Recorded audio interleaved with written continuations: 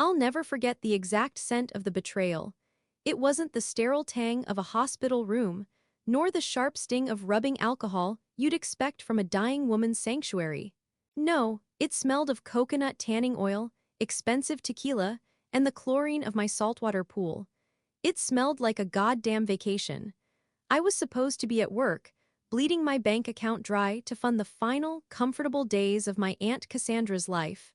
I had rearranged my entire existence and drowned in preemptive grief because my family convinced me it was my sacred duty to give a dying woman peace. But standing there, hidden behind the sprawling leaves of a potted palm, I watched the terminally ill woman who had manipulated my entire family do a flawless, jubilant cannonball into the deep end. The sheer, vibrant health of her laughter echoed off the custom stonework I had paid for. The IV pole was nowhere to be seen. Instead, a tray of heavily salted margaritas rested on the patio table. In that single, shattering moment, the crushing weight of my grief evaporated, replaced instantly by a cold, crystalline fury. I didn't scream. I didn't confront her. As the water from her splash rained down on the hot concrete at my feet, a different kind of plan took root in my mind. If she wanted to play a dying patient, I was going to give her the full, inescapable experience.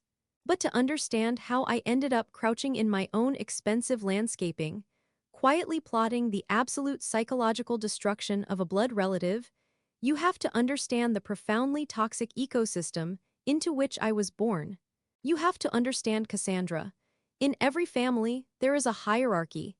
In mine, Aunt Cassandra sat atop a throne built entirely of weaponized victimhood and manufactured crises.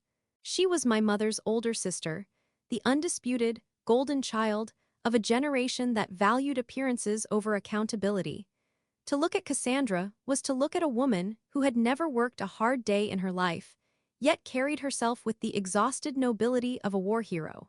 She was impeccably maintained, her hair always professionally blown out into a cascade of honey-blonde waves, her nails perfectly manicured in a shade of understated blush, her perfume a heavy, expensive floral scent that lingered in a room long after she had dramatically exited it. She looked like money, she acted like money, but she possessed absolutely none of it. Her currency was guilt. Cassandra was a chronic grifter, but her grifts were never so crass as stealing cash from a wallet. Her methods were far more insidious. She extracted life force, time, and resources through an endless theater of vague maladies and tragic misfortunes.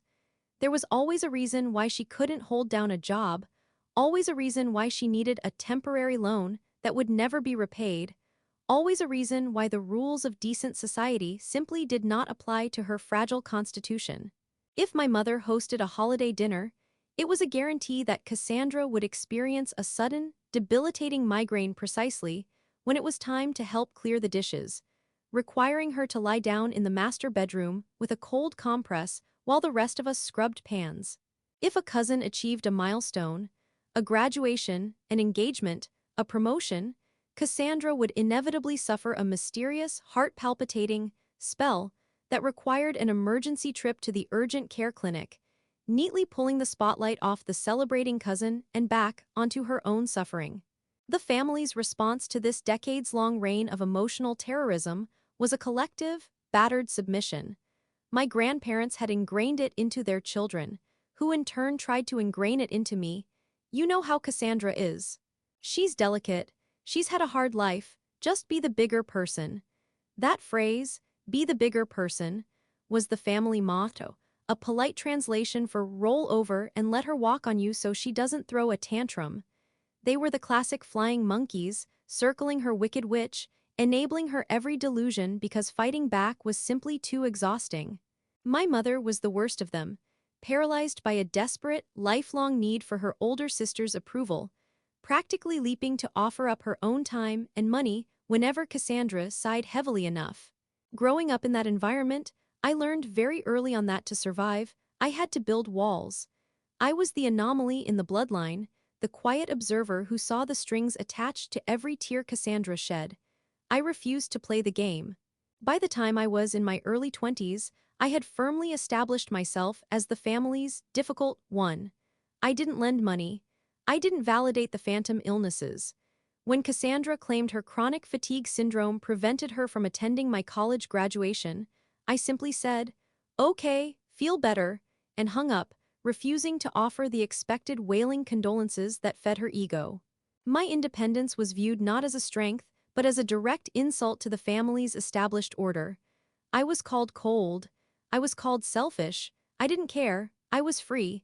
I poured every ounce of my energy into my career. I worked in corporate logistics, a field that rewarded exactly what my family despised: cold, hard facts, absolute efficiency, and zero tolerance for bullshit. I worked 80-hour weeks. I took the night shifts, the weekend calls, the brutal travel schedules. I sacrificed my 20s on the altar of financial independence because I knew that money was the ultimate barrier between me and the suffocating gravity of my family. I wanted a fortress, and by my early 30s, I built one. It was a stunning mid-century modern property nestled in the hills, far enough from the city to offer dead silence at night, but close enough to commute. The main house was beautiful, all clean lines, floor-to-ceiling windows, and warm walnut wood. But the crown jewel of the property, the reason I drained my savings and took on a terrifying mortgage, was the backyard. It was a private resort. A massive, geometric saltwater pool sat in the center of a sprawling, travertine-tiled patio, flanked by mature palm trees and lush, tropical landscaping, and at the far end of the pool sat the guest house. To call it a guest house feels like an insult. It was a fully permitted, structurally stunning pool house, entirely self-contained. It had vaulted cedar ceilings, a massive stone fireplace, heated floors, a top-of-the-line kitchenette with a sub-zero wine fridge, and a spa-style bathroom with a rainfall shower. The entire front of the structure consisted of glass bifold doors that could be pushed open, seamlessly merging the living space with the pool deck. It was my sanctuary. I had spent months meticulously furnishing it, importing a massive, cloud-like sectional sofa, stocking the kitchenette with gourmet teas, imported coffees, and top-shelf liquor. It was intended to be my quiet reading space, my yoga studio, my absolute retreat from the noise of the world. The mistake I made was letting my family see it. I hosted a housewarming party, a rare olive branch extended in a moment of pride. I should have known better. The moment Cassandra walked through the glass doors of the pool house, I saw a terrifying, predatory glint in her eyes. She didn't look at the space with admiration. She looked at it with the calculating hunger of a real estate conqueror assessing her new territory. She ran her perfectly manicured hands over the imported linen of the sofa, tested the pressure of the rainfall shower, and stood by the open doors, breathing in the scent of the pool water with a dramatic, theatrical sigh. "Oh, darling," she purred, turning to me with a saccharine smile that didn't reach her eyes. "It's simply divine, so peaceful, so healing.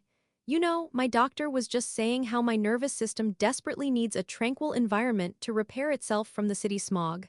I felt the hairs on my arms stand up. I instantly recognized the opening moves of a siege. "It is nice," I replied, keeping my voice utterly flat. "I use it as my home office. I need the quiet to work." She waved her hand dismissively, an elegant brushing away of my reality. "Oh, you could work anywhere, sweetheart. You have that massive house all to yourself. It just seems like such a shame to leave this beautiful little healing space completely empty most of the time." The flying monkeys immediately chimed in. My mother, practically vibrating with nervous energy, sidled up. "It is very soothing in here.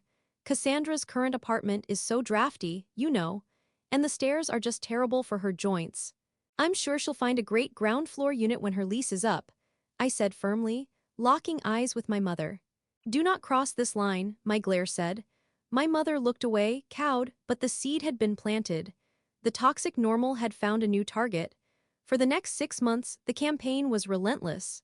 It started as a low, persistent hum of subtle hints. Cassandra's lease was coming up for renewal, and apparently her building had suddenly become uninhabitable.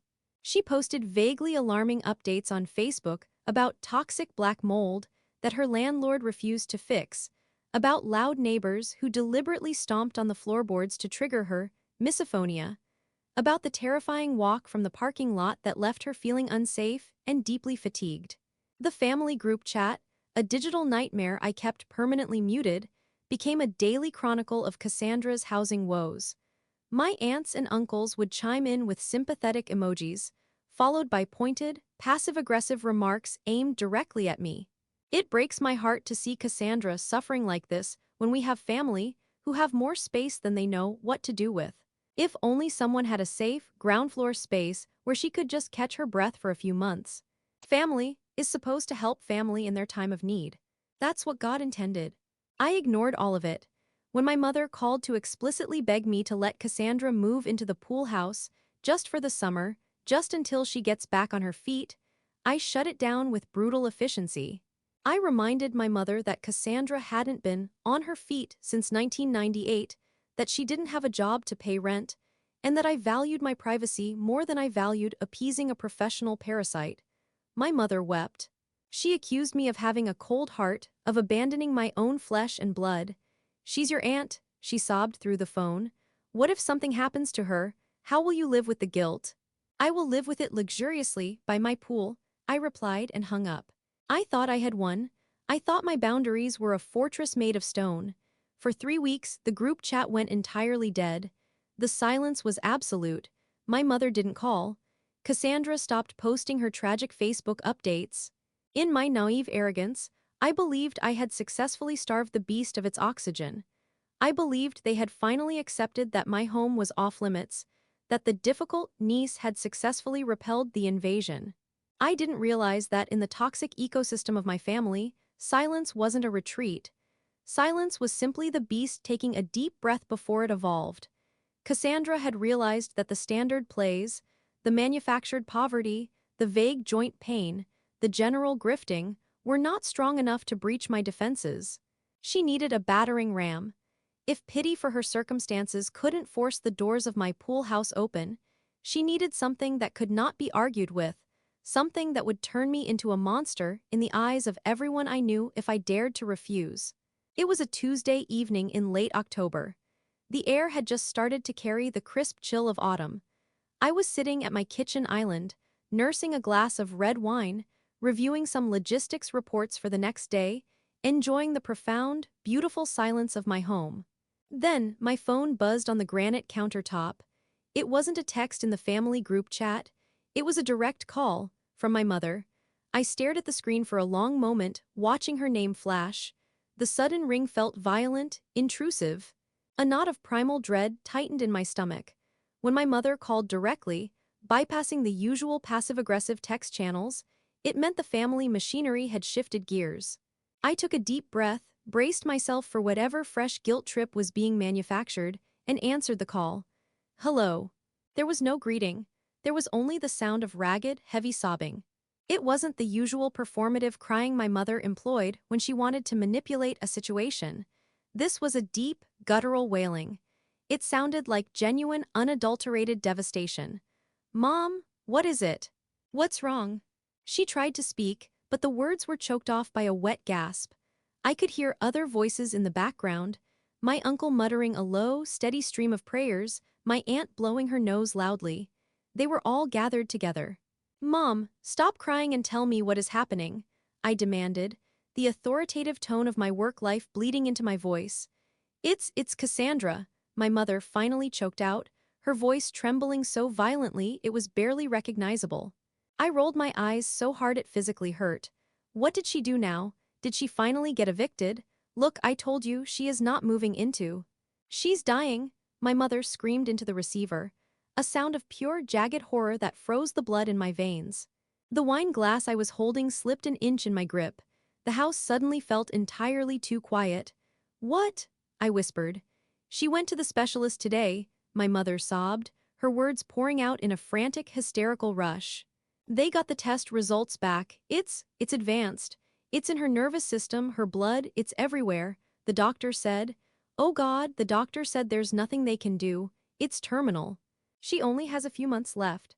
I stood there in the pristine kitchen I had built to escape them, the phone pressed hard against my ear. The world seemed to tilt on its axis. My mind, trained to identify lies and discrepancies, frantically searched for the angle, the grift, the catch. But the raw, animal grief pouring out of my mother's voice was undeniable. They believed it. They believed it completely. We are all heading over to her apartment now, my mother continued, her voice breaking into a fragile, pathetic whisper. She's so scared, she doesn't want to die in that terrible place. She wants the family. We need you here. Please come, she needs us. The line went dead. I slowly lowered the phone. Outside, the lights of my pool flickered on, illuminating the crystal clear water and casting a warm, inviting glow over the glass doors of the guest house. The perfect, tranquil sanctuary I had fought so hard to protect. The siege hadn't been repelled. It had simply escalated to a nuclear level. The game had changed, and as I stood in the silent glow of my kitchen, a cold, heavy realization settled over me. The fortress walls were about to come crashing down. The drive to Cassandra's apartment was a blur of neon streetlights and mounting nausea. My knuckles were white against the leather steering wheel of my car. My mind, a usually organized filing cabinet of logistics and probabilities, was entirely consumed by a chaotic swarm of questions. Was it possible? Could the universe, after decades of indulging her theatrical hypochondria, have finally called her bluff with a genuine, lethal disease? Or was this simply the magnum opus of her grifting career? When I pulled into the cracked asphalt parking lot of her apartment complex, the air felt thick and heavy. I walked up the 2 flights of stairs, the very stairs that had supposedly been destroying her fragile joints for a year, and pushed open the door to Unit 2B. It was a scene straight out of a Victorian tragedy, meticulously stage-directed by the dying woman herself. The living room was suffocatingly hot, the thermostat cranked up to mimic the stifling embrace of a fever ward. All the blinds were drawn shut, casting the room in a sickly, amber gloom. Gathered around the faded floral sofa were the flying monkeys, my mother, clutching a balled-up tissue to her chest, my Uncle David, staring at the floor with a stoic, watery-eyed grimace, and my cousin Sarah, openly weeping into her hands. And there, in the center of the tableau, lay Cassandra. She was draped across the cushions in a silk kimono, a damp washcloth resting dramatically across her forehead. She had clearly scrubbed off her usual layers of expensive foundation, leaving her skin looking pale and sallow in the dim light. As I entered, her eyes fluttered open, a slow, agonizing movement that conveyed the immense, heroic effort it took simply to acknowledge my presence. "You came," she whispered, her voice a brittle, hollow rasp that I had never heard before. It was a masterpiece of vocal manipulation. My mother practically lunged at me, grabbing my forearm with a grip tight enough to bruise. "She's here, Cassie. We're all here for you." I stood rigidly near the doorway, the suffocating scent of stale vanilla candles and unwashed laundry assaulting my nose. "Mom said you got test results back," I said, trying to keep my voice neutral, trying not to let the deep, cynical suspicion bleed through. "What exactly did the doctor say?" Cassandra let out a long, shuddering sigh, closing her eyes as if the memory of the diagnosis was too heavy to bear. It's advanced, darling," she breathed. "Stage 4 idiopathic cellular degeneration, with severe chronic neurofatigue syndrome." I blinked. I literally felt my brain stutter trying to process the absolute word salad that had just tumbled from her lips. It sounded like something you would diagnose a malfunctioning android with, not a human being. "Idiopathic cellular degeneration," I repeated slowly. "What oncologist told you that?" "It's not just oncology, it's everything," my mother snapped, whirling on me with sudden, terrifying ferocity. "Her cells are attacking themselves. Her nervous system is shutting down. The specialist at the Holistic Integrative Clinic said her body is simply giving up. She has 6 months. Maybe less, if her environment isn't perfectly stress-free." Ah, there it was. The pivot, the hook, the Holistic Integrative Clinic, a euphemism for a strip mall chiropractor who also sold overpriced crystal water and unverified supplements. But looking around the room, at the devastated, tear-streaked faces of my family, I realized that facts no longer mattered. Cassandra had bypassed medical science and gone straight for the emotional jugular. She had weaponized their deepest fears of mortality. Cassandra let out a weak, pathetic cough, weakly reaching out to squeeze my mother's hand. "I'm so scared, Mary," she whimpered to my mother. "I don't want to die here. The mold in the vents, the sirens at night. My poor body can't fight the disease in this toxic place, but I have nowhere else to go. I'll just have to accept that my final days will be." In this misery, a heavy, suffocating silence fell over the room. It was a silence so thick, so pregnant with expectation, that it practically hummed in my ears. Every single head in that dimly lit room slowly turned toward me. The ambush was perfectly executed. They had me cornered, backed against the wall of my own supposed morality. If I said no, if I demanded to see actual medical records from a legitimate hospital, I would not just be the difficult niece anymore. I would be the monster who forced her dying aunt to perish in a mold-infested slum. I would be the villain in the family narrative forever. I could see the desperate pleading in my mother's eyes, the silent, judgmental glare from Uncle David. The fortress walls didn't just crash down, they evaporated under the heat of a dozen glaring, grief-stricken eyes. Fine, the word tasted like ash in my mouth. She can take the pool house. The collective exhale in the room was like a gust of wind. My mother burst into fresh tears, throwing her arms around me, sobbing about my generous heart. Cassandra offered me a weak, saintly smile, her eyes shimmering with unshed tears. "Oh, darling," she whispered. "You are giving me the greatest gift, just a quiet place to slip away in peace." The very next morning, the hospice move-in began. I took a rare personal day from work to supervise the transition, determined to set strict boundaries. I expected an ambulance, or at least a medical transport van. I expected oxygen tanks, complex pill organizers, maybe a hospital bed. Instead, Cassandra arrived in the back of my Uncle David's SUV, accompanied by a mountain of matched, designer luggage.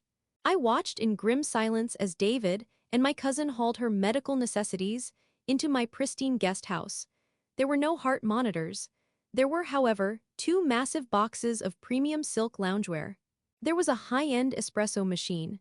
There was a collection of oversized, floppy sun hats, an array of expensive organic bath bombs, and a truly staggering amount of high-end skincare products. Cassandra herself walked leaning heavily on a glittering, silver-handled cane I had never seen before. She practically collapsed onto the massive, cloud-like sectional sofa I had imported from Italy, letting out a theatrical groan of relief. "Oh, it's heaven," she breathed, looking out through the glass doors at the sparkling saltwater pool. "I can feel my cells healing already." "Let's get a few things straight," I said, my voice cutting through the performative atmosphere like a scalpel. I stood in the center of the room, my arms crossed tightly over my chest. "You are here to rest. This is a quiet property. No loud music, no guests coming and going at all hours. My bedroom window faces this deck, and I work 80 hours a week. If I am disturbed, you are out. Terminal or not, I will not have my home turned into a circus." Cassandra looked at me with wide, wounded eyes, clutching a silk throw pillow to her chest. "Of course, darling. I hardly have the strength to lift a teacup, let alone host a gathering.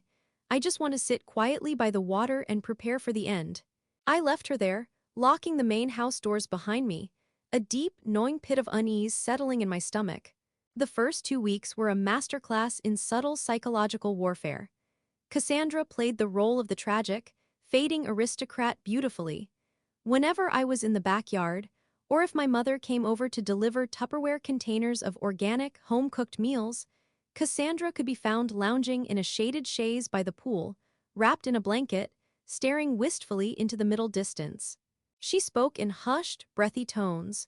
She complained of invisible pains that migrated around her body. But I am a woman who makes a living analyzing data, tracking logistics, and finding discrepancies. And the data was not adding up. It started with the utilities. When my monthly smart home report hit my inbox, I noticed a massive spike in electricity and gas usage. The pool heater, which I kept off during the work week, had been running nonstop, keeping the saltwater at a balmy 85 degrees. The water bill was similarly inflated. Then came the subtle environmental changes. I kept a fully stocked wet bar in the pool house, mostly for show, though I occasionally enjoyed a quiet drink on the weekends. I knew exactly what was in there. By week 3, an unopened bottle of Casa Dragon's sipping tequila had mysteriously vanished. When I questioned her about it, Cassandra weakly claimed that her holistic healer had recommended agave-based tinctures to soothe her throat, and she had accidentally knocked the bottle into the trash when a sudden dizzy spell hit her. But the most glaring discrepancy was Cassandra herself. For a woman suffering from stage 4 cellular degeneration, she was looking spectacularly healthy. The sallow, pale complexion from the apartment had completely vanished. She had developed a deep, radiant, golden brown tan. Her hair looked freshly conditioned and glossy. She moved with a subtle grace when she thought I wasn't looking, the silver-handled cane frequently forgotten on the patio table. Furthermore, there were absolutely no medical professionals coming to the house. No nurses, no checkups, no frantic rushes to the pharmacy. The slow-burning suspicion in my gut began to harden into cold, absolute certainty. I was being played. The family was being played.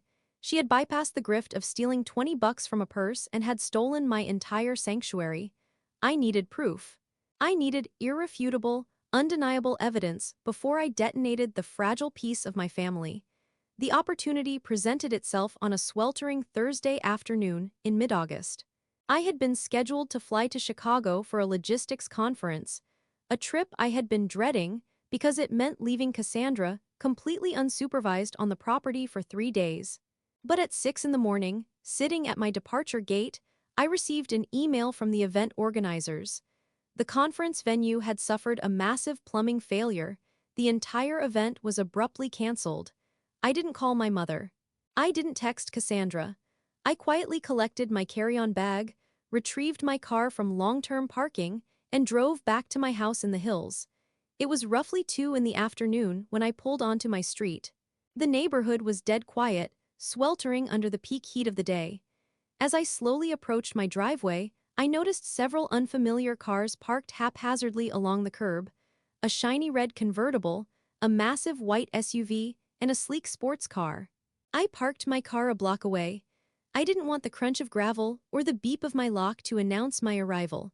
I grabbed my phone from my purse and began the slow, quiet walk back to my property. As I approached the dense, 10-foot-tall ficus hedges that bordered my front yard, I felt a low, rhythmic vibration in my chest. It was bass, heavy, synthesized bass thumping through the still afternoon air. I unlocked the heavy wooden side gate with agonizing slowness, wincing as the latch gave a tiny metallic click. I slipped through, easing the door shut behind me, and crept along the side of my main house, keeping my back pressed against the warm stucco. The music was getting louder. It wasn't the soothing, ambient spa music Cassandra supposedly needed for her frayed nervous system. It was Jimmy Buffett. It was loud, chaotic, unapologetic party music. I reached the corner of the house, where the massive, fan-like fronds of a mature bird of paradise plant offered a perfect, concealed vantage point of the backyard. I held my breath, slowly parted the thick green leaves, and peered through. The sight that greeted me felt like a physical blow to the stomach. My private, tranquil sanctuary had been transformed into a cut-rate Ibiza day club. Half a dozen women, all roughly Cassandra's age and sporting various shades of leathery tans and oversized sunglasses, were scattered around my pool deck. 2 of them were floating in the heated water on bright pink, flamingo-shaped inflatables, holding plastic cups filled with a slushy, neon-green liquid. And there, in the center of the patio, standing next to a massive, crushed ice blender that was currently whirring at top speed, was my dying, fragile, terminally ill Aunt Cassandra. She was wearing a glittering, gold string bikini that left absolutely nothing to the imagination. Her skin was a deep, oily bronze, slick with expensive tanning lotion. She wasn't leaning on a cane. She wasn't coughing delicately into a tissue. She was shaking her hips to the rhythm of Margaritaville, pouring a massive slug of my missing Casa Dragon's tequila directly into the blender. "More ice, Brenda," Cassandra shrieked over the music, her voice booming, robust, and completely devoid of the breathy rasp she had used on my mother. She threw her head back and let out a loud, cackling laugh. "Cassie, honey, you are living the absolute dream," yelled a woman with aggressively blonde hair, adjusting herself on a chaise lounge. "I can't believe you pulled this off. Your niece must be making a fortune to afford this place." Cassandra turned off the blender, pouring the thick, icy green mixture into a line of waiting glasses.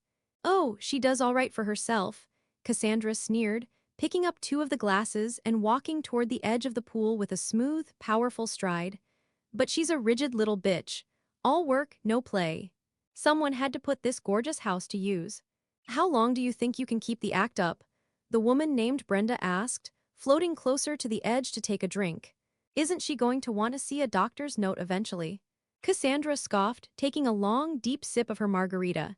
She closed her eyes, savoring the stolen liquor, the stolen sun, the stolen peace. Please, she said dismissively. My sister is so terrified of me actually dying, she won't let anyone ask questions. And the niece? Well, she's so desperate to keep the family off her back, she'll swallow whatever I feed her. By the time they figure it out, I'll have spent the whole summer living like a queen, rent-free.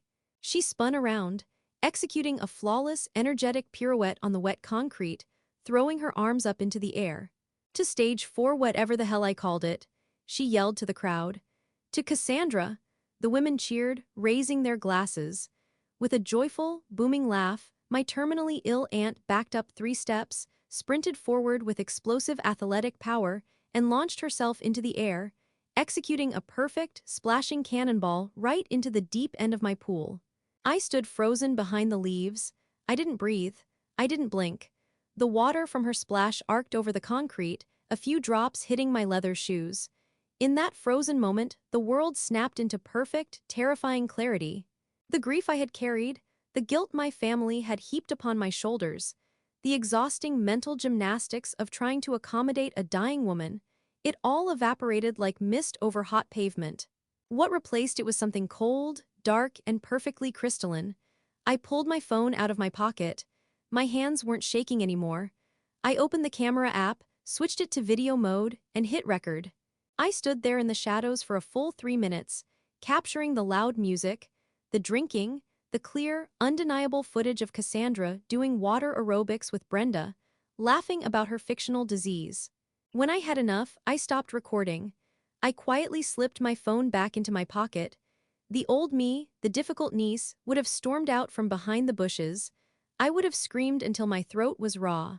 I would have thrown their blenders into the water, kicked her friends out into the street, and dragged Cassandra by her gold bikini out of my house. But watching her bob in the water, a sickeningly smug smile on her face, I realized that a confrontation was exactly what she knew how to handle. If I exploded, she would cry, feign a sudden collapse, claim I was hallucinating, and play the victim all over again. The family would inevitably side with her tears over my rage. No, an explosion was a release of energy. I didn't want to release anything. I wanted to trap it. I turned around and silently, methodically crept back along the side of the house. I slipped out the heavy wooden gate, making sure it clicked perfectly shut behind me, completely undetected over the sound of the thumping bass. I walked back down the sweltering street to where my car was parked. I got inside, started the engine, and turned on the air conditioning, letting the icy air wash over my face.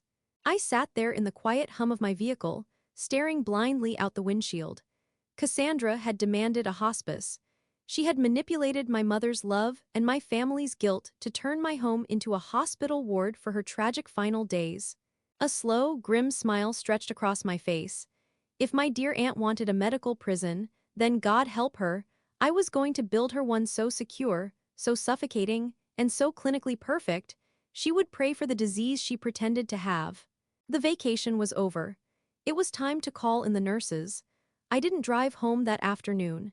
Instead, I merged onto the highway and headed straight for my downtown office, the icy air conditioning blasting against my face, freezing the tears of raw fury that had threatened to spill. The office was practically deserted. It was Friday afternoon, and most of my logistics team had already logged off for the weekend. I swiped my badge, walked into my glass-walled office, and locked the door behind me. I didn't turn on the overhead lights. I sat in the dim, cool silence, booted up my dual monitors, and cracked my knuckles. If there is one thing I am exceptionally good at, it is supply chain management. I know how to source materials, how to lock down perimeters, and how to execute a flawless, unyielding process. Aunt Cassandra had initiated a hostile takeover of my property, using a fabricated medical crisis as her leverage. She had weaponized my family's empathy, but in doing so, she had unwittingly handed me the exact blueprints for her own destruction. She had demanded a hospice. She had claimed she was suffering from severe, end-stage neurofatigue and cellular degeneration. She had documented her frailty, her supposed immunocompromised state, and her desperate need for specialized care. I spent the next 14 hours at my desk, fueled by bitter black coffee and a terrifying, cold-blooded clarity. I wasn't just going to hire a nurse, I was going to hire an entire paramilitary medical operation. I bypassed the standard, cheerful home care agencies that advertised compassionate companionship and light housekeeping. I didn't want a companion for her. I wanted a warden. I dug deep into the directories of specialized private nursing firms, eventually finding a high-end, intensely rigorous agency that specialized in uncooperative, end-stage dementia patients and severe psychiatric decline. Their brochure didn't boast about making patients smile. It boasted about absolute schedule adherence, strict dietary control, and fall risk mitigation. They were the people you called when your elderly relative became violently combative and needed to be managed with clinical, emotionless precision. I called their emergency intake line at 2 in the morning. I spoke to a formidable-sounding intake coordinator named Mrs. Higgins. I painted a tragic, desperate picture. My aunt is in the final stages of idiopathic cellular degeneration, I told her, my voice trembling with perfectly calibrated exhaustion. It's a rare neurocognitive decline. She is in severe denial about her condition. She experiences profound delirium, frequently believing she is completely healthy, and will attempt to engage in high-risk behaviors. She's a massive fall risk. Her immune system is non-existent. I need a team that will not listen to her delusions. I need absolute, ironclad compliance with a strict end-of-life protocol. Cost is not an issue. Mrs. Higgins assured me they handled delirious denial all the time. She promised a team of 2 rotating, highly experienced charge nurses who would maintain a 24-hour watch, ensuring the patient remained safe, stationary, and strictly monitored, regardless of how much she protested. I paid a staggering retainer fee up front, using the very savings account my family had guilted me about hoarding. It was the best money I ever spent. My next calls, made as the sun began to rise over the city skyline, were to a private security firm and a specialized pool maintenance contractor. By 8 a.m. on Saturday, the trap was fully designed. I just needed to lure the mouse into the center of it. I drove back to my house, arriving just before noon. The red convertible and the massive white SUV were gone. The pool deck was empty, though a single, tragic pink flamingo inflatable floated lazily in the deep end, and a sticky puddle of spilled margarita was drying on the travertine tiles. Cassandra was inside the pool house, the bifold doors shut, likely sleeping off her tequila hangover. I didn't confront her. Instead, I pulled out my phone and fired off a frantic, emotionally devastated message to the family group chat. Emergency family meeting. My house. 1 hour. It's about Aunt Cassie. Please come immediately. They arrived in a panic. My mother's car practically screeched into the driveway, followed closely by Uncle David. They rushed into my main living room, their faces pale, bracing for the worst. I had already set the stage. I was sitting on the edge of the sofa, a box of tissues in my lap, my eyes intentionally bloodshot from staring at a monitor all night. "What is it? Did she pass?" my mother gasped, clutching her chest. "No," I choked out, letting a single fat tear roll down my cheek. "No, but I realized something terrible. I realized I have been terribly, terribly wrong." I stood up and began to pace, wringing my hands, delivering the performance of a lifetime. I told them that my conference cancellation had given me time to reflect on my selfishness. I told them that sitting in the airport, I had read a medical journal article about Cassandra's exact condition and realized the sheer, horrifying gravity of her situation. I thought giving her the pool house was enough, I sobbed, looking directly into my mother's tear-filled eyes. But it's not. I've left her alone out there. She could collapse. Her immune system is shutting down, and I've just left her out there like a discarded piece of furniture.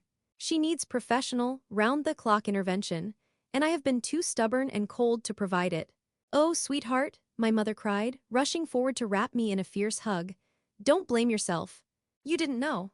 "But I know now," I said, pulling back, my face setting into a mask of grim, heroic determination. "Which is why I have liquidated a portion of my retirement fund." I have hired the absolute best, most rigorous end-of-life private medical team in the state. They arrive on Monday. From now on, Cassandra is going to get the exact, unyielding care she needs to survive her final days safely. My Uncle David blinked, stunned. Private 24/7 nursing? Good Lord, that must cost a fortune. Are you sure you can afford? You can't put a price on family, Uncle David. I interrupted, throwing his own favorite guilt trip line right back in his face. This is what she needs. I will not have her blood on my hands because I was too cheap to protect her. We marched out to the pool house together, a united front of devastating family love. We found Cassandra lounging on the sofa, scrolling through her phone, looking slightly hungover but otherwise deeply comfortable.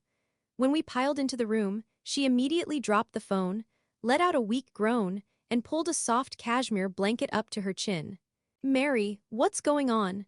she whispered, playing the fragile invalid. My mother sat on the edge of the sofa, taking Cassandra's hand. "Cassie, darling, we have incredible news. You don't have to suffer alone anymore. Our girl," she stepped up. "She's going to save you." I stepped forward, wiping my eyes. "Aunt Cassandra, I am so sorry for my past behavior. I see how sick you are now. Starting Monday, a specialized team of private hospice nurses will be moving in. They will monitor your vitals 24/7. They will manage your diet, your rest schedule, and your environment. You won't have to lift a single finger or make a single decision ever again." For a fraction of a second, the mask slipped. Cassandra's eyes widened in sheer, unadulterated panic. The golden tan seemed to drain from her face. She looked from me, to my weeping mother, to my solemnly nodding uncle. She was a master manipulator, but even she couldn't immediately calculate a way out of an ambush built entirely out of her own lies, wrapped in the impenetrable armor of extreme generosity. If she refused the nurses, she admitted she wasn't sick. If she accepted them, her vacation was over. "Oh, darling, that is too much," she stammered, a frantic edge creeping into her voice. "I couldn't possibly impose. I just need quiet." "Nonsense," my mother declared, patting her hand firmly. "It's already paid for. The agency said patients with your severe neurodegeneration often try to reject care because the delirium makes them feel healthy. But we won't let you push us away, Cassie. We know how sick you are, even when you forget." I watched Cassandra's throat swallow hard. She looked at me, and for the briefest moment our eyes locked. In my gaze there was no pity. There was only the cold, hard steel of a trap snapping shut. She gave a weak, trembling smile. "Thank you," she whispered, realizing she was utterly boxed in. Monday morning brought the apocalypse to Margaritaville. At 7 a.m. sharp, a massive commercial pump truck backed into my driveway. I stood on the patio, a mug of coffee in hand, as the workmen unrolled thick canvas hoses and dropped them into the deep end of my beautiful saltwater pool. The heavy diesel engine roared to life, and the water began to drain. Cassandra practically threw open the glass bifold doors of the pool house, her silk robe flapping behind her, her face a mask of horror. "What are they doing?" she shrieked over the roar of the pump. "Risk mitigation," I yelled back cheerfully. The nursing agency conducted a preliminary risk assessment via satellite photos. Stagnant water is a massive breeding ground for bacteria, which is lethal for someone severely immunocompromised like you. Plus, the deck is a severe slipping hazard. We have to drain it and bolt a hard cover over the concrete. For your safety." She stared at the receding water line, her mouth opening and closing like a suffocating fish. But my aquatic therapy," she tried weakly. "Cancelled," I said firmly. "Too risky. Back to bed, Auntie. You shouldn't be standing without a nurse present." By noon, the pool was an empty, echoing concrete crater, sealed shut by a heavy-duty, impenetrable safety tarp. The glittering jewel of her resort experience was utterly annihilated. At 1 p.m., the security technicians arrived. I had informed Cassandra that due to her neurodelirium, she might try to wander. Therefore, it was imperative we monitor her. The technicians installed 4 high-definition, dome-style security cameras inside the pool house, one in the kitchenette, one covering the main living area, one pointing directly at the bed, and one monitoring the exterior door. Each camera featured a ring of very visible, slowly blinking red LEDs. I didn't hide them. I wanted her to see them. I wanted her to feel the weight of constant, unblinking surveillance. At 3 p.m., the wardens arrived. Nurse Beatrice and Nurse Helga were women who looked as though they had been carved from glacier ice and pure regulatory compliance. Beatrice, the lead charge nurse, was a towering, broad-shouldered woman with iron-gray hair pulled back into a painfully tight bun. She wore spotless, starched white scrubs that crackled when she walked. She did not smile. She did not engage in small talk. I met them in the driveway and handed Beatrice a thick binder I had prepared. Her name is Cassandra, I explained, keeping my voice low and clinical. As we discussed, stage 4 cellular degeneration with severe neurocognitive decline. She will lie to you. She will tell you she is fine. She will attempt to order outside food. She will attempt to invite unauthorized guests. And she will likely claim this is all a misunderstanding. You must treat these outbursts as symptoms of her end-stage delirium. Nurse Beatrice adjusted her thick-rimmed glasses, taking the binder. Understood. Denial is a common coping mechanism in the dying brain. We will maintain strict adherence to the protocol. The patient will not dictate her care. I am entirely trusting you with her life, I said solemnly. I escorted them into the pool house. Cassandra was sitting on the sofa, clutching her silk robe, looking like a cornered animal. Cassandra, Beatrice boomed, her voice echoing off the vaulted cedar ceilings. I am Nurse Beatrice. This is Nurse Helga. We are taking over your palliative care protocol, effective immediately. Before Cassandra could even formulate a breathy, tragic greeting, Beatrice had marched into the kitchenette. She opened the sub-zero fridge, took one look at the gourmet cheeses, the imported charcuterie, and the hidden bottles of wine Cassandra had stashed, and pulled a large, black industrial trash bag from her pocket. What are you doing? Cassandra gasped as Beatrice began sweeping armfuls of expensive food into the garbage. Clearing the biohazards, Beatrice replied without looking back. The intake file notes severe esophageal weakness and cellular-level digestive failure. Solid foods, high sodium, and unpasteurized dairy are extreme choking and inflammatory hazards. Your diet is now strictly regulated. Helga, meanwhile, was marching through the living room, stripping the plush, imported cashmere throws off the sofa and dropping them into a laundry bin. Dust mites, she announced flatly, replacing with sterilized, hypoallergenic medical linens. I stood by the door, watching the systematic dismantling of Cassandra's luxury retreat. Cassandra turned to me, her eyes wide with genuine panic, dropping the sick voice entirely. Tell them to stop, I can eat cheese, I am not choking.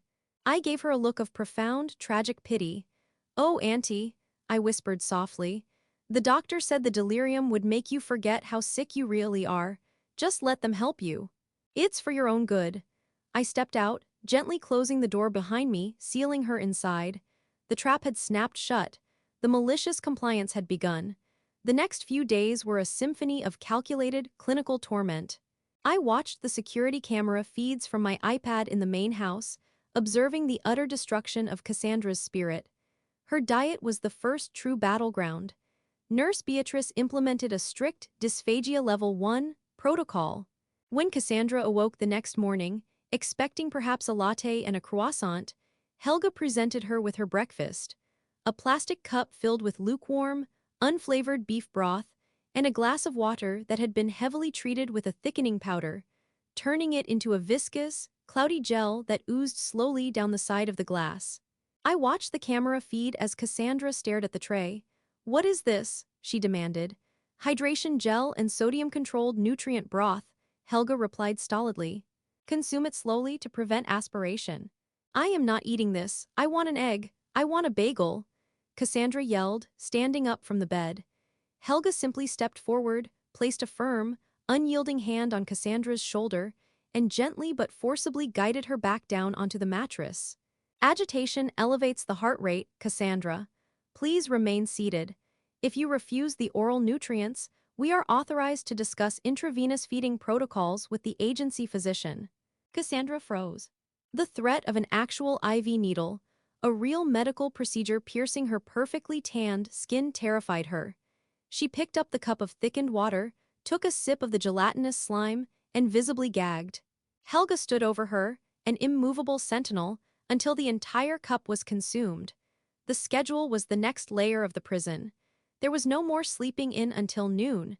There were no more lazy afternoons sunbathing.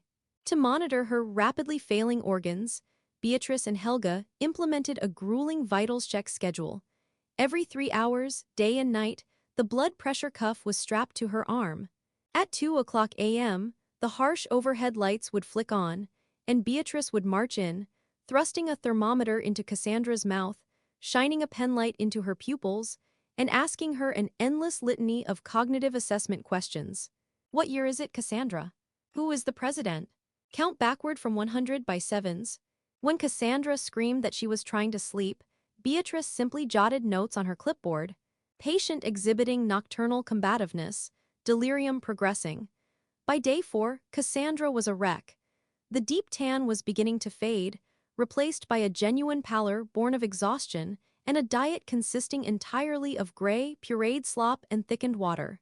She spent hours sitting on the edge of her bed, staring blankly at the walls, terrified to turn on the television because Helga had deemed the flashing lights a seizure trigger and confiscated the remote. But the true genius of the trap was the isolation. On Friday afternoon, the doorbell at my main gate rang. I checked the exterior camera. It was Brenda, the aggressively blonde friend from the pool party, carrying a large gift basket filled with wine and magazines. I walked down the driveway to the heavy iron gate, making sure it remained firmly locked. "Hi," Brenda chirped, peering through the bars. "I'm here to see Cassie. She hasn't answered her phone in days. We were getting worried." I looked at Brenda with an expression of profound, somber grief. "I'm so sorry, Brenda, but Cassandra can't have visitors." "What? Why? We had a blast last week. She seemed fine." "That was the delirium," I lied smoothly, my voice trembling. "She exerted herself far too much. Her immune system completely crashed. Her white blood cell count is practically zero. The hospice nurses have placed her under strict quarantine. Any outside pathogens could be instantly fatal. I can't even go in the room without full PPE." Brenda's jaw dropped. Hospice, quarantine, but she was doing cannonballs. "The human body does strange, desperate things right before the end," I said, wiping a phantom tear. "I'll take the basket, but I must warn you, they will likely have to incinerate the wine.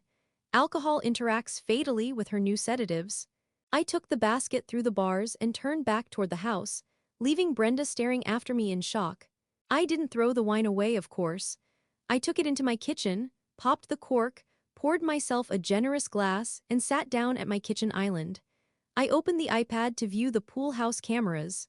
Cassandra was pacing the length of the living room, her hands tearing at her hair.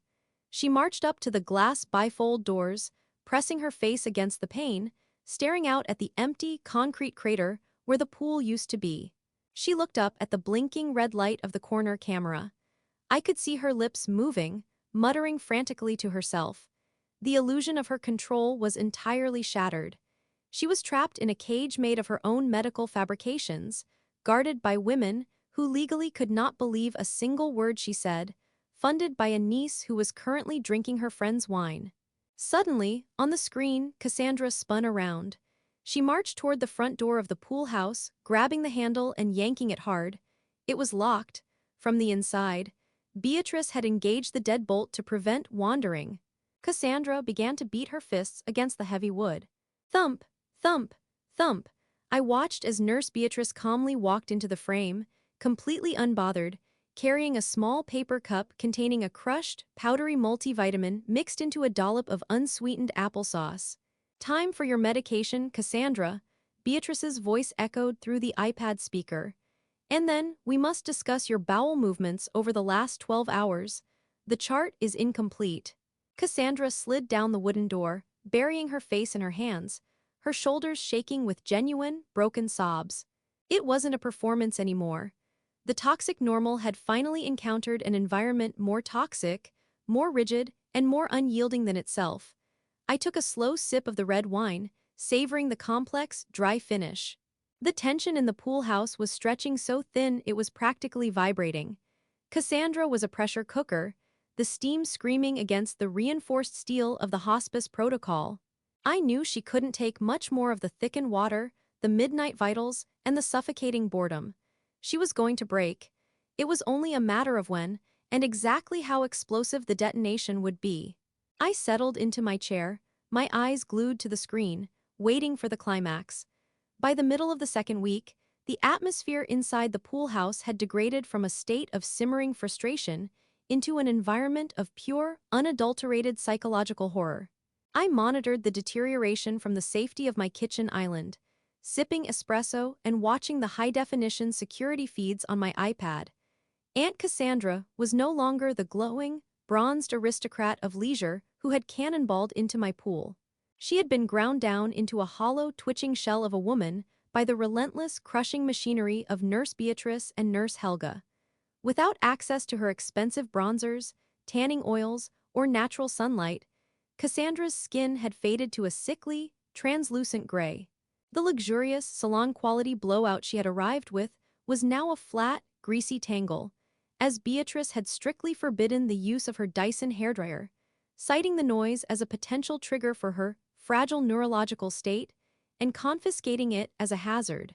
Her designer silk loungewear hung loosely off her frame, stained slightly at the collar by the gelatinous, thickened liquids she was forced to consume. She had tried every manipulation tactic in her extensive arsenal, and every single one had spectacularly failed against the titanium wall of professional hospice care. On Tuesday, she had attempted to bribe Helga. I watched on the camera as Cassandra, hands shaking, pulled a hidden $100 bill from her makeup bag and slid it across the kitchenette counter. "Just one cheeseburger," she had whispered, her voice cracking with genuine, desperate thirst. "A double cheeseburger from the place down the street, and real fries, salted, please." Helga hadn't even blinked. She picked up the bill with a gloved hand, placed it inside an evidence baggie, and noted it on her chart. "Patient is exhibiting financial confusion and severe dietary cravings indicative of late-stage metabolic crash. Administering 50 milligrams of liquid antacid and increasing hydration gel." On Thursday, Cassandra attempted a physical escape. At 3:15 a.m., while Beatrice was supposedly charting in the corner chair, Cassandra quietly slipped out of bed. She crept toward the front door, her bare feet silent on the hardwood, her eyes wide with the manic energy of a cornered animal. She reached for the deadbolt. Before her fingers could even graze the brass, the overhead fluorescent lights slammed on with a blinding, terrifying hum. "Wandering protocol engaged," Beatrice barked, stepping out from the shadows with the imposing presence of a prison guard. She grasped Cassandra firmly by the elbows, completely ignoring her sudden, panicked shrieks. "The delirium is peaking. We must secure the patient to the mattress to prevent a traumatic fall." For the next 24 hours, the bedrails were locked in the upright position. By Saturday, the silence of the pool house was deafening. The television remained off. Visitors remained banned. The pool remained a depressing, tarp-covered crater of concrete. Cassandra sat cross-legged on her hypoallergenic, sterilized mattress, staring blankly at the wall, her lips moving in silent, frantic conversations with herself. The pressure cooker was violently hissing, the structural integrity of her lies buckling under the immense weight of the reality she had demanded. It was time to pull the pin on the grenade. I picked up my phone and drafted a highly emotional, deeply alarming message to the family group chat. "I need everyone to come over tomorrow afternoon. Mom, Uncle David, Sarah, please. Nurse Beatrice just pulled me aside.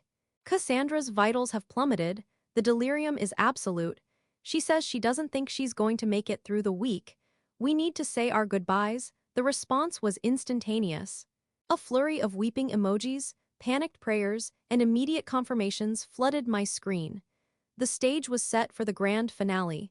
Sunday afternoon arrived with a heavy, overcast gloom that perfectly matched the manufactured solemnity of the occasion. My mother, Uncle David, and cousin Sarah arrived together in my mother's sedan.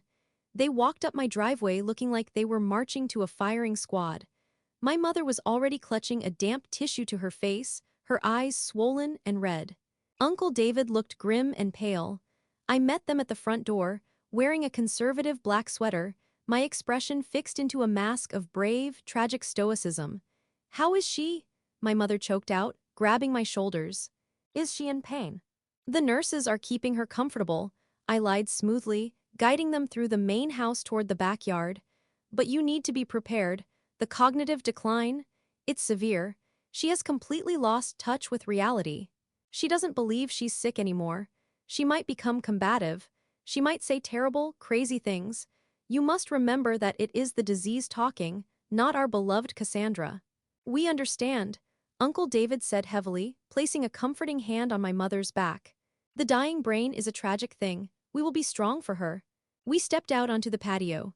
The backyard, once a vibrant oasis of tropical plants and sparkling water, felt like a sterile, concrete mausoleum. The heavy, dark tarp stretched over the empty pool absorbed whatever little light managed to pierce the clouds. I stopped them about 10 feet away from the glass bifold doors of the pool house. "I'm sorry," I whispered, raising a hand to halt their progress. "We can't go inside." "What, why?" Cousin Sarah gasped. We came to hold her hand. "We can't," I insisted, my voice trembling with practiced heartbreak. "Her white blood cell count is practically zero. Beatrice said that even the bacteria on our clothes could trigger a fatal, immediate septic shock. We have to view her through the glass. It's for her own safety." My mother let out a small, wounded wail, but she nodded, accepting the medical authority I had completely fabricated. The family slowly approached the glass doors, pressing their hands flat against the cold panes, peering into the dim interior of the pool house like tourists at a deeply depressing aquarium. Inside, Cassandra was sitting on the edge of the bed. She looked up at the movement. For a second, her hollow, exhausted eyes struggled to focus on the figures outside the glass. Then, she saw my mother's weeping face. She saw Uncle David's grim expression. She saw me, standing behind them looking perfectly serene. In Cassandra's mind, this was the cavalry. This was her rescue party. The family had finally come to liberate her from the draconian nightmare I had subjected her to. She leapt off the mattress with a burst of explosive, frantic energy that entirely belied her terminal diagnosis. She scrambled toward the glass doors, her hands slapping against the inside of the pane right where my mother's hands were pressed on the outside. "Mary! David!" Cassandra screamed, her voice muffled but perfectly audible through the thick glass. "Thank God, you have to get me out of here. She's crazy, the nurses are monsters, they're feeding me slime, they won't let me leave." My mother sobbed, fresh tears streaming down her face. She looked back at me, devastated. "Oh, my poor sister," she wailed. "She's so delirious, she sounds so scared." I nodded solemnly, wiping away a fake tear. The paranoia is the hardest part to watch. Inside, Cassandra's eyes widened in sheer, unadulterated horror as she realized they weren't breaking down the door. They were looking at her with pity. They believed the narrative. "No, I'm not delirious," Cassandra shrieked, pounding her fists violently against the glass. The heavy thuds echoed across the empty patio. "Mary, look at me, I'm fine. I'm completely healthy. I don't have cellular whatever the hell. I made it up. I just wanted to live in the pool house." Uncle David closed his eyes, bowing his head in prayer. "Lord, grant her peace from these agonizing hallucinations." "I am not hallucinating," Cassandra roared, her voice tearing at her vocal cords. Behind her, the imposing figure of Nurse Beatrice marched into view. She was holding a plastic medical cup filled with a viscous, gray liquid and a large oral syringe. "Cassandra," Beatrice boomed, her voice projecting with terrifying authority, "you are experiencing an acute neurological episode. Step away from the glass. You are overstimulating your failing cardiovascular system. It is time for your heavy sedative and your pureed root vegetables." Cassandra whipped her head around, looking at the syringe, then back at her weeping family. The absolute, suffocating reality of her situation finally shattered whatever remained of her sanity. She realized that if she stayed in that room, she would be sedated, force-fed gray slime, and treated like a dying mental patient until the end of time, all funded by my limitless malice. The pressure cooker didn't just vent, it exploded. With a primal, ear-piercing scream that sounded like a feral cat, Cassandra lunged away from the glass doors. She sprinted toward the kitchenette.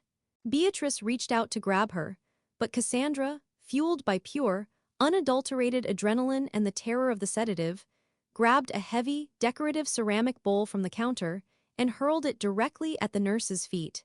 The bowl shattered with a deafening crash, forcing Beatrice to step back. Cassandra didn't hesitate. She threw herself at the heavy wooden side door of the pool house. She grabbed the deadbolt, wrenched it open with her thumb, and ripped the door open so hard it rebounded violently against the exterior siding. She burst out onto the patio. She wasn't using her silver-handled cane. She wasn't coughing. She didn't look like a woman in the final stages of a degenerative disease. She looked like an Olympic sprinter in a stained silk bathrobe. "I'm not sick," she screamed at the top of her lungs, her chest heaving as she stood before her stunned family. She ripped the sticky, medical heart rate monitor pads off her chest, leaving red welts on her collarbone, and threw them onto the concrete. "I just wanted a free vacation. I just wanted to sit by the pool. I am not dying and I want a goddamn cheeseburger." My mother, Uncle David, and Cousin Sarah stood frozen in absolute statuesque shock. The tears stopped halfway down their cheeks. They stared at the woman they had been mourning for a month, who was currently stomping on her medical equipment and demanding fast food with the lung capacity of an opera singer. "Cassie," my mother whispered, her voice trembling with confusion. "But, the doctor, the holistic clinic." "There was no clinic," Cassandra shrieked, her face flushed dark red with rage. "I made it up, I forged the letterhead. I just wanted out of my apartment, and I knew you gullible idiots would force her to give me the guest house. But she ruined it. She turned it into a torture chamber." She pointed a trembling, accusatory finger directly at me. Dead silence fell over the patio. The only sound was the wind rustling the dry leaves of the palm trees and Cassandra's heavy, frantic panting. Slowly, deliberately, I reached into the pocket of my black sweater. I pulled out my iPad. I tapped the screen, unpaused the video I had queued up, and turned the volume all the way up. The synthesized, thumping bass of Jimmy Buffett's Margaritaville blared across the silent, dreary patio. I turned the screen around to face my mother and Uncle David. The high-definition footage was undeniable. There was my beautiful, sparkling pool. There were the pink flamingo inflatables. And there, in the dead center of the screen, wearing a gold string bikini and a deep tan, was Aunt Cassandra, laughing uproariously, doing water aerobics, and executing a flawless, athletic cannonball into the deep end. "To Cassandra," the voices on the video cheered. "To stage 4 whatever the hell I called it." Cassandra's digital voice sneered through the speakers. I pressed pause, the image freezing perfectly on Cassandra midair, a massive, vibrant smile plastered across her face. I looked at my family, my face utterly devoid of emotion. "I know," I said quietly. "I've known since week 2. The shift in the atmospheric pressure was instantaneous. The grief and pity that had clouded my mother's eyes instantly evaporated, replaced by a cold, devastating betrayal. Uncle David's face flushed a deep, dangerous purple. They had been made to cry. They had been manipulated into mourning. They had pressured me, guilt-tripped me, and berated my character to accommodate a woman who was mocking them over frozen margaritas. "You," my mother breathed, taking a slow, trembling step toward her sister. "You let me cry myself to sleep. You let me pray for your soul. You used us to steal your niece's house." Cassandra backed up, the adrenaline suddenly fading, replaced by the terrifying realization of what she had just confessed to on tape, in front of the entire family. "Mary, listen, it was just a little white lie. My apartment really was drafty." "Shut up," Uncle David snarled, his voice a low, terrifying rumble that I had never heard him use before. "Do not say another word, Cassandra." "Not one." Nurse Beatrice stepped out onto the patio, crunching over the broken ceramic. She looked at Cassandra, then at me. "The patient is refusing treatment and exhibiting hostile clarity. Do you wish us to engage physical restraints?" "No, Beatrice," I said, a slow, deeply satisfying smile finally spreading across my face. "That won't be necessary. The patient has miraculously been cured. Your services are no longer required. You and Helga can pack up. I'll ensure the agency receives a glowing review." Cassandra looked wildly around the patio. She had no allies left. The flying monkeys had finally seen the witch without her disguise. My mother turned her back on her sister, practically burying her face in Uncle David's shoulder, refusing to even look at her. "Where are you going?" Cassandra stammered, wrapping her arms around herself as the cold reality set in. "Mary, David, you can't just leave me here. I don't have anywhere to go. My lease is up." Uncle David turned his head, his eyes flat and merciless. "You are an adult, Cassandra. Figure it out. Do not call my house again." He gently guided my mother and cousin Sarah away. They walked down the driveway, got into their car, and drove away without looking back once. The family chat was about to undergo a massive, permanent restructuring. Cassandra stood alone on the concrete, shivering in her stained robe, staring at the empty driveway. "You have exactly 1 hour to pack your bags and get off my property," I told her, my voice echoing with absolute, final authority. "If you are not gone by then, I am calling the police and having you arrested for trespassing and fraud." She didn't argue. She didn't cry. The fight had been completely drained out of her by the weeks of sensory deprivation and the spectacular, public implosion of her master grift. She turned and walked back into the pool house, her shoulders slumped, a truly defeated woman. The aftermath was swift and brutal. Cassandra was entirely excommunicated from the family. The decades of built-up resentment from the rest of the family finally found its outlet. My grandparents, upon seeing the video, formally wrote her out of the will. Without the family safety net, without my mother to pay her cell phone bill, and without Uncle David to co-sign her leases, Cassandra's house of cards completely collapsed. The last I heard, she had been forced to move into a tiny, basement apartment in a terrible neighborhood and had taken a job scanning barcodes at a discount warehouse store to make rent. The universe had finally caught up to her. But my revenge wasn't quite finished. A week after she left, I had my lawyer draft an itemized invoice. I legally billed Cassandra for the extensive costs of her palliative care. I charged her for the premium retainer of Nurse Beatrice and Nurse Helga. I charged her for the specialized hypoallergenic linens, the 4 high-definition security cameras, the installation of the pool tarp, and the cost of the industrial pump truck. The total came to a staggering, eye-watering amount. I sent the invoice to her new apartment via certified mail. I knew she couldn't pay it, but having the debt formally recorded, hovering over her head like a guillotine for the rest of her life, was the final, satisfying turn of the knife. My mother called me a few days later to apologize. It was a long, difficult conversation, but it was the first honest one we had ever had. The toxic normal was dead. Boundaries had been established with nuclear force, and the family finally respected the fortress I had built. A month later, the summer heat returned in full force. I sat outside on my expansive, travertine patio. The heavy tarp had been removed. The pool had been refilled with pristine, sparkling saltwater, the heater gently warming it to a perfect 82 degrees. The pool house doors were pushed wide open, revealing my massive, cloud-like Italian sofa and my fully restocked, padlock-free wet bar. I leaned back in my shaded chaise lounge, a crystal glass in my hand. Inside the glass was a generous pour of my absolute best, top-shelf Casa Dragon's sipping tequila, resting over a single, large ice cube. The property was completely, beautifully silent. I raised the glass to the empty air, offered a quiet toast to the undeniable healing power of a strict medical diet, and took a sip. It tasted exactly like victory.